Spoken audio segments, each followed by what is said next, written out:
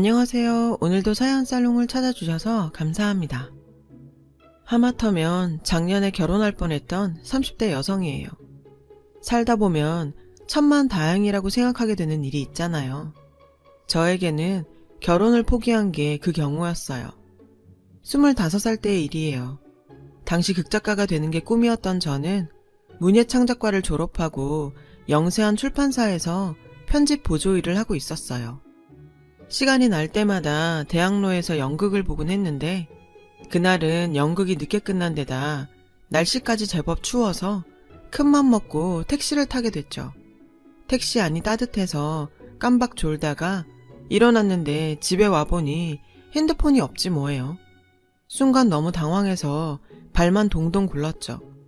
그러다 집 전화로 제 핸드폰에 전화를 걸었어요. 누구든 받기를 바라면서요. 다행히 젊은 남자가 전화를 받더군요. 전 부랴부랴 핸드폰을 찾으러 약속 장소를 향했어요. 도착해보니 대학생 정도로 보이는 남자가 제 핸드폰을 들고 있더군요. 그제야 전 가슴을 쓸어내렸죠. 제가 핸드폰 주인이라고 말하자 남자는 핸드폰을 건네주었어요. 한파주의보까지 내린 날 밖에서 절 기다린 탓에 남자의 얼굴과 손이 빨갛게 얼어있더라고요. 미안한 마음에 전 살해를 하겠다고 했고 남자는 한사코 사양을 하더군요. 그래도 이 추운 날 저 때문에 나온 사람을 어떻게 그냥 보내요. 그래서 따뜻한 커피라도 사겠다고 했죠. 그렇게 저는 처음 본 남자와 함께 카페로 들어갔어요. 별 다른 뜻 없이 그저 감사 표시만 하려고 앉은 자리였는데 얘기를 나눠보니 처음 만난 사이치곤 잘 통하더라고요. 그래서 헤어질 땐 핸드폰 번호까지 교환했어요. 이 남자가 바로 저와 결혼할 뻔했던 남자친구예요. 대학생처럼 보였던 그는 알고 보니 컴퓨터공학과 대학원생이더라고요. 당시 남친은 대학에서 로봇 프로그램 연구를 하고 있었어요. 제 주변엔 공대 출신이 없어서 전 남친이 하는 일이 신기했고 남친 역시 희곡을 쓰는 저를 신기해했죠. 전공 분야가 달라서인지 우린 자신과 다른 상대에게 호감을 갖게 되었어요. 하지만 남친은 연구실에서 살다시피 했고 그러다 보니 자주 볼 수 없어서 우리 사이엔 별 진전이 없었어요.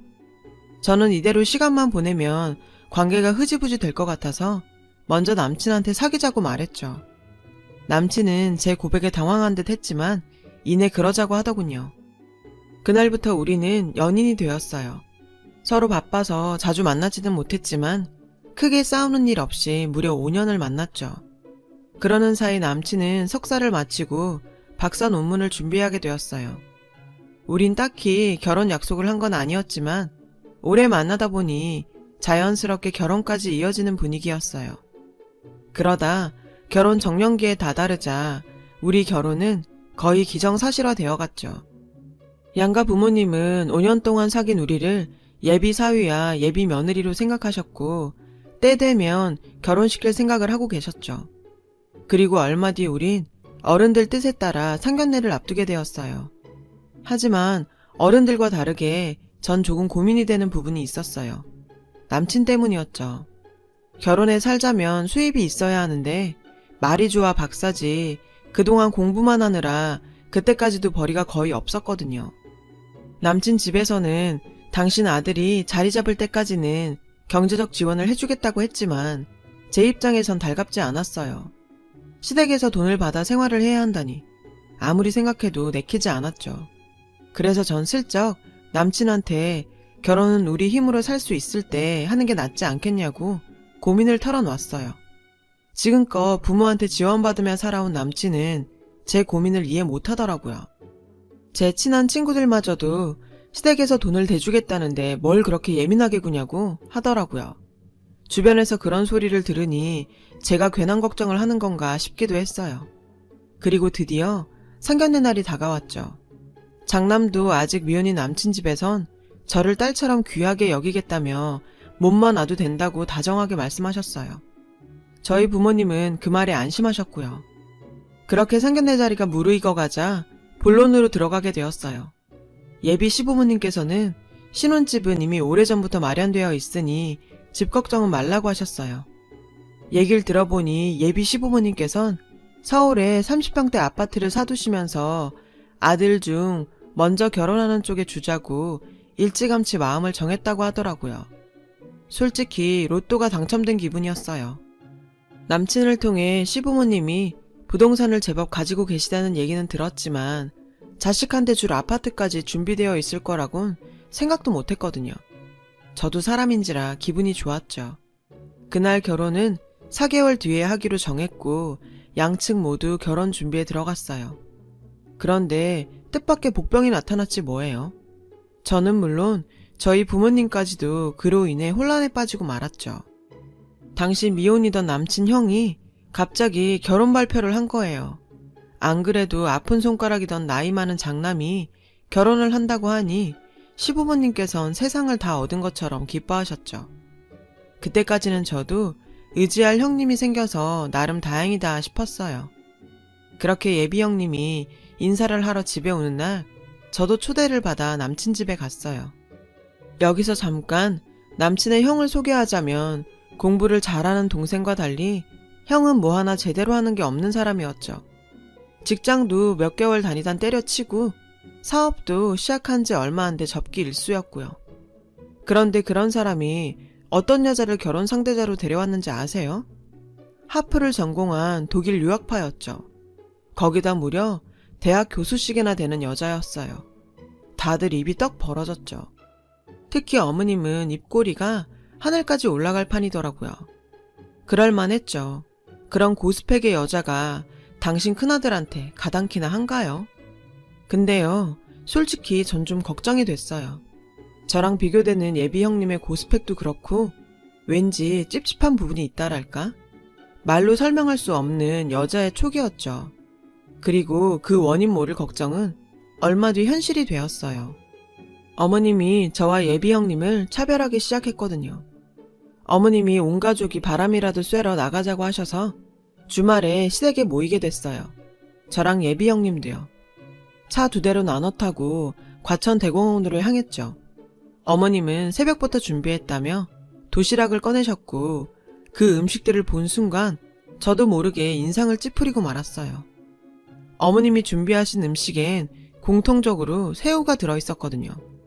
문제는 제가 갑각류 알레르기가 있어서 새우를 못 먹는다는 거였죠. 의외였죠.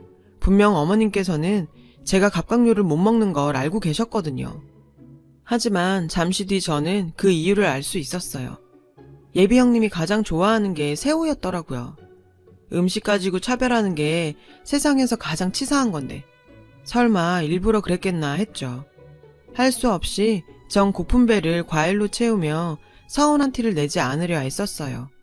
하지만 저의 노력도 길게 가지는 못했죠. 얘, 그거 이따 후식으로 먹으려고 싸운 건데 네가 다 먹으면 어쩌니? 도끼 눈을 뜨고 절 타박하는 어머님 탓에 더 이상 참지 못하고 눈물을 흘렸거든요. 제가 우는 바람에 식구들은 당황했고 그제서야 남친은 제가 알레르기 때문에 과일 외엔 먹을 게 없었다는 걸 알아챘죠. 남친의 말을 들은 어머님은 호들갑을 떨며 그러셨어요. 얘, 내가 미처 몰랐다. 난 그저 네가 조개나 게 정도 못 먹는다고 생각했지. 그리곤 지갑을 제게 건네시더군요. 공원 편의점에 가서 먹고 싶은 거 사 먹고 오라고요. 아, 정말 눈물나게 서운하더라고요. 당장이라도 자리를 박차고 집에 가버리고 싶을 정도로요. 아무 말도 못하고 있는 제게 남친은 커피라도 마시고 오자며 절 데리고 나섰어요. 저는 쌓인 감정의 화살을 모두 남친한테 쏘아대며 예비 형님이 나타난 뒤로 어머니가 차별을 하신다고 말했죠. 제 말에 남친은 불같이 화를 내더군요. 자기 부모님을 흉봤다 이거죠. 결국 우린 대공원 한복판에서 언성을 높이며 말다툼을 했어요. 마음 같아선 남친 가족들이 알건 말건 집으로 가버리고 싶었지만 그건 예의가 아닌 것 같아 이러지도 저러지도 못하고 서 있었죠. 근데 하필 이런 제 모습을 예비 형님이 본 거예요. 저는 예비 형님이 가족들에게 말하지 않을까 걱정이 됐어요. 그래서 억지로 남친과 화해를 하곤 가족들이 있는 자리로 갔죠. 그런데 제 우려와는 달리 형님은 아무 일 없는 것처럼 굴더라고요. 다행이라고 생각했죠. 그런 저를 향해 형님은 살짝 미소까지 지어 보이더군요. 말 안 했으니 걱정 말라는 신호 같았어요. 전 창피하기도 하고 민망하기도 해서 겸연쩍게 웃어 보였고요. 그렇게 식사를 마치고 자리를 정리하는데 예비 형님이 다가왔어요. 자기 때문에 밥도 제대로 못 먹어서 어쩌냐며 미안하다더군요. 어머님이 대놓고 자신한테 호의적으로 대하시는 것 같아 부담스럽고 그래서 저한테 더 미안하다고요. 그 말을 들으니 제가 그동안 예비 형님을 질투하고 샘냈던 게 창피했어요. 좀 참을 걸 그랬다 생각했죠. 그날 이후 저와 형님은 급격히 사이가 가까워졌고 곧 한 집 며느리가 된다는 공통점 때문에 끈끈한 사이가 되었어요. 벌써 형님과 동서가 된 듯 둘만 따로 만나 식사를 하거나 쇼핑도 하고 사적인 얘기까지 터놓는 사이가 됐죠. 한 번은 제가 극작가를 목표로 글을 쓰고 있다고 말했더니 어머 멋지다. 어쩐지 동서 보는데 예술하는 사람 같았어. 원래 같은 계통끼린 통한다고 하잖아. 그 말에 저는 형님한테 인정이라도 받은 것 마냥 기뻤어요.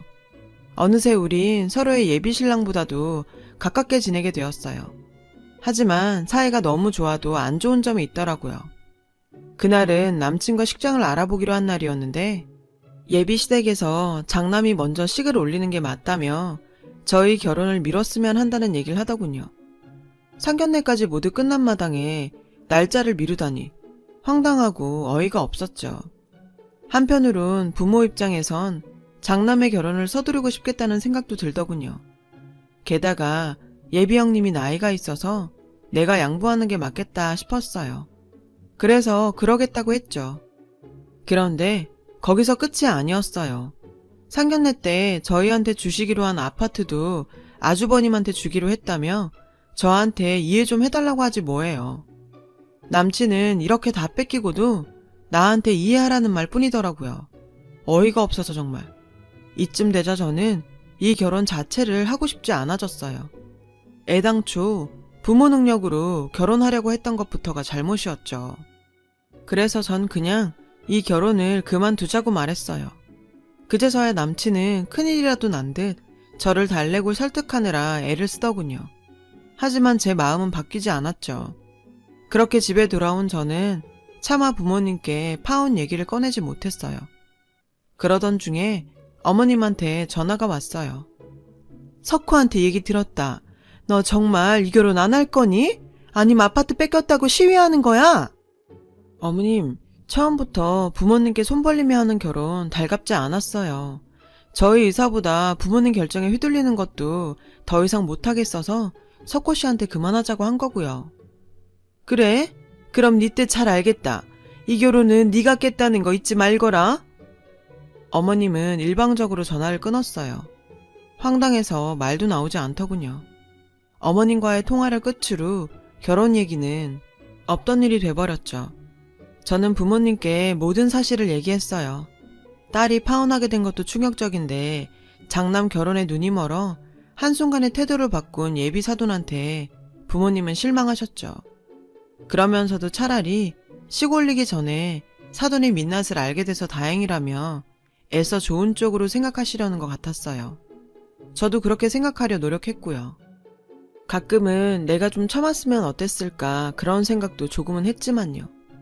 하지만 어머님과의 통화를 생각하면 그만둔 게 잘한 일이란 생각도 들었죠. 그렇게 일주일쯤 지났을까? 파혼 소식을 들은 형님이 전화를 했더라고요. 파혼 소식 들었어. 혹시 우리 때문이야? 아니에요. 제가 석호 씨네랑 맞지 않아서 그런 거예요. 그래도 동서 나는 마음이 편치가 않네.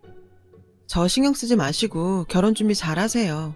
결혼식은 못 가겠지만 나중에 우리끼리는 얼굴 보고 그래요.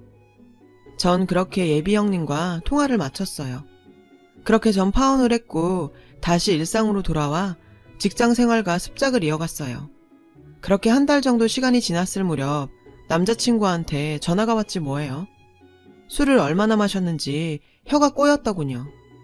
저는 이러지 말라고 차갑게 말하곤 전화를 끊었어요.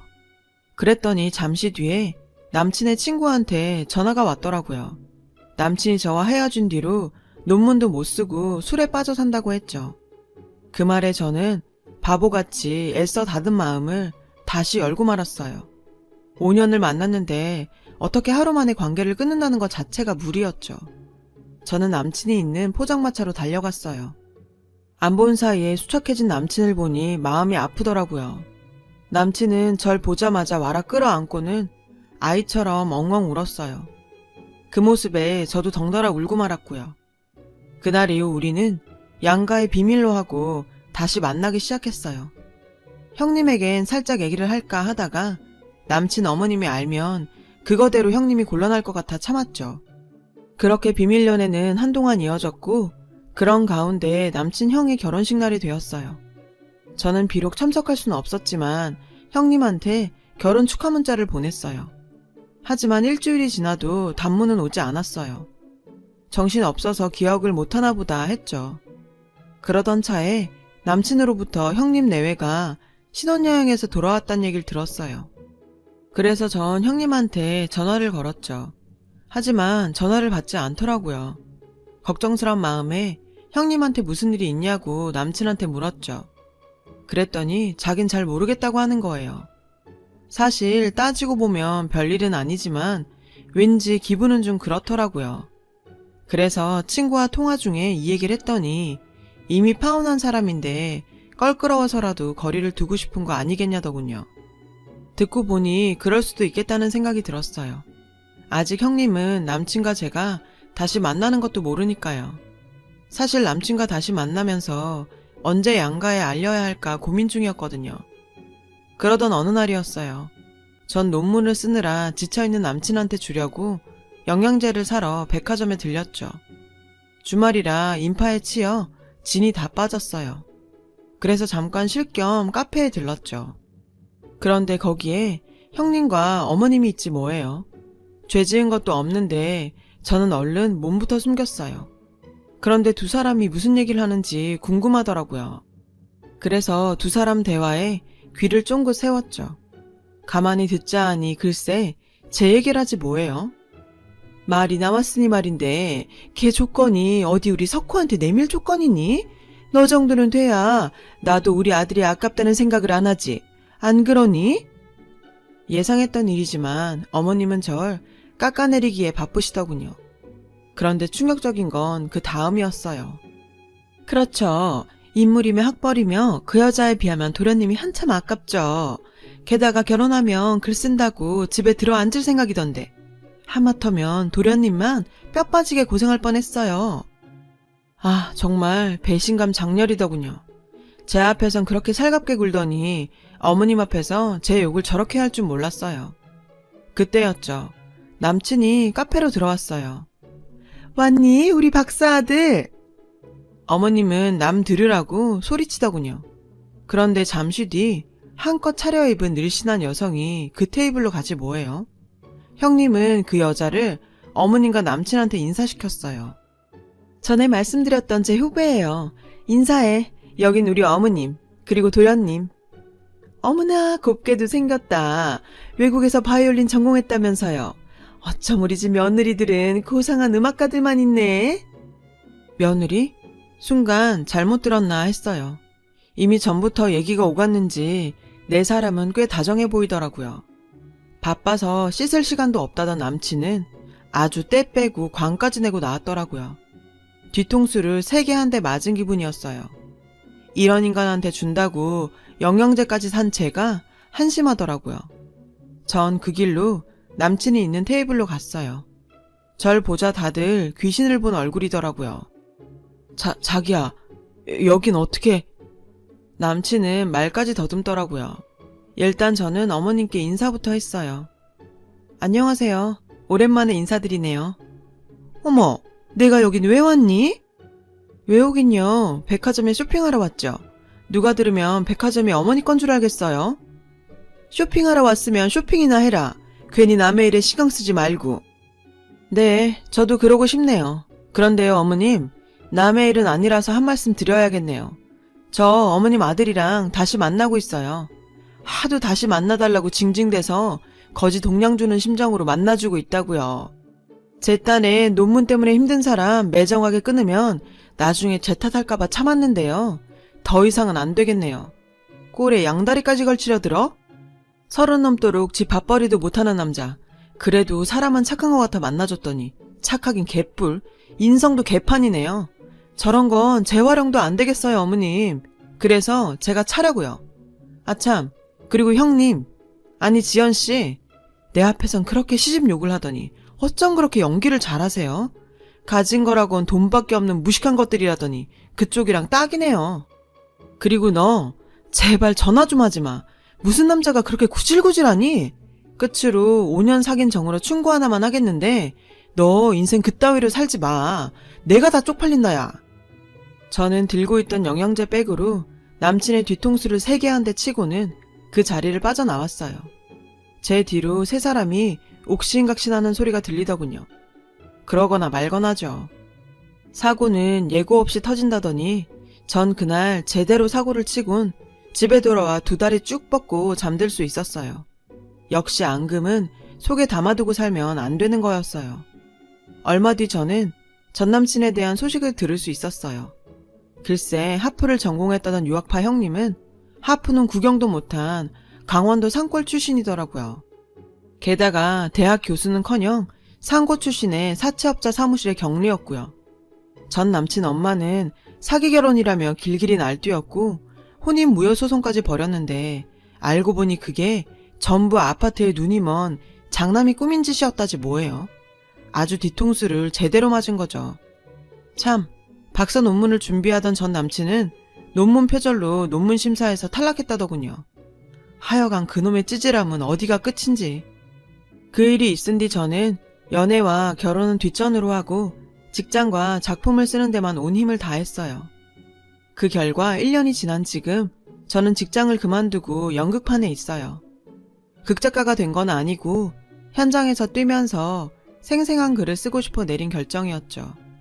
하루하루 시간과 싸우며 머리를 쥐어뜯는 게 일상이지만 그래도 전 행복해요. 아직은 앞날이 캄캄하지만 이 길을 따라가다 보면 제가 원하던 그곳에 도착할 것 같거든요. 왜 그러잖아요. 작가들에게 상처는 훈장과 같다고요.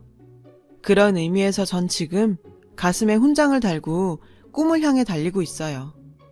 가끔은 지난 연애가 떠올라 감정이 복잡 미묘해지기도 하지만 그 역시 제겐 쓸거리가 되기에 잘 묵혔다가 역작으로 승화시키려고 해요. 지긋지긋했던 순간이 추억이 되길 기다리면서요. 여러분, 사연 댓글에 응원과 현명한 조언 부탁드려요. 좋아요와 구독은 저에게 큰 힘이 됩니다. 오늘도 좋은 일 가득하세요.